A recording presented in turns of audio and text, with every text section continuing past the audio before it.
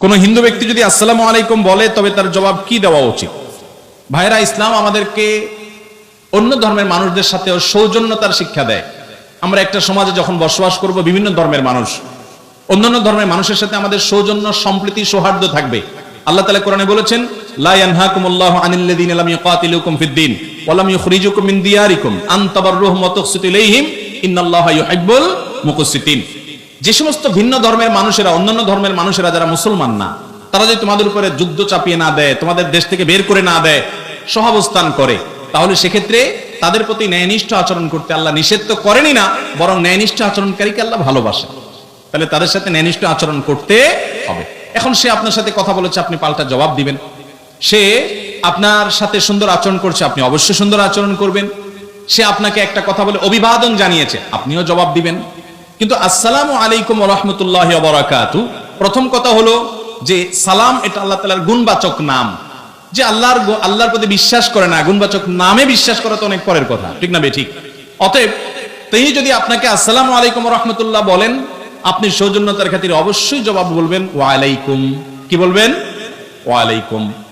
আর এছাড়া সাধারণ যে অভিবাদন, সেগুলো জানাতে কোনো সমস্যা নেই। যেমন সে আপনাকে গুড মর্নিং বললো, থ্যাংক ইউ বললো, আপনি ওয়েলকাম বললেন, আপনি স্বাগতম বললেন, এই জাতীয় যে আপনার সচরাচর যে সমস্ত অভিবাদনগুলো করা হয়, সেগুলো করাতে কোনো অসুবিধা নাই। তবে ইসলামের এই অভিবাদনটা, এটা যেহেতু ইমানের সাথে সংশ্লিষ্ট অনেকটা, অতএব এটা ইমানদারদের জন্য রিজার্ভ। যদি আল্লাহর প্রতি কারোর ইমান নাই, এরকম কেউ আপনাকে সালাম দিয়ে দেয়, আপনি অবশ্যই সৌজন্যতা তার প্রতি দেখিয়ে তাকে ওয়া আলাইকুম বলে রিপ্লাই বা জবাব দিবেন।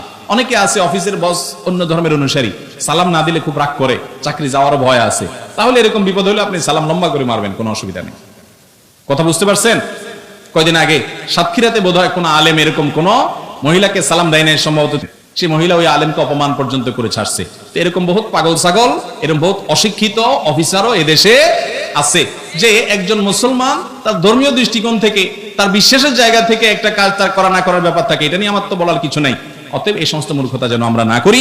তবে যেটা বলছিলাম, অন্য ধর্মাবলম্বী মানুষদের সাথে আমাদের সহাবস্থান, সুন্দর আচরণ, লেনদেন করা, হাওলাত দেওয়া, হাওলাত নেওয়া, তার কাছ থেকে আপনার সে কোনো উপঢৌকন দিলে হালাল হোসটা গ্রহণ করা, তাকে কোনোটা দেওয়া। নবী করিম সাল্লাল্লাহু আলাইহি ওয়াসাল্লাম অনেক অমুসলিমের বাসায় দাওয়াত খেয়েছেন, তাদেরকে খাইয়েছেন, তাদের অধীনে কাজ করা, তাদেরকে কর্মী হিসাবে নিয়োগ দেওয়া, এগুলো সবগুলো জায়েজ আছে। প্রতিবেশী হিসাবে অন্য ধর্মের অনুসারী হলেও তার প্রতি সদাচরণ করা, এগুলো সব করতে হবে। তবে আপনার অন্তঃস্থলে একেবারে অন্তরঙ্গ বন্ধুত্ব যেটাকে বলা হয়, সেটা আপনি আল্লাহর জন্য, আল্লাহর রাসূলের জন্য এবং আল্লাহর খাতিরেই শুধু নিবেদন করবেন।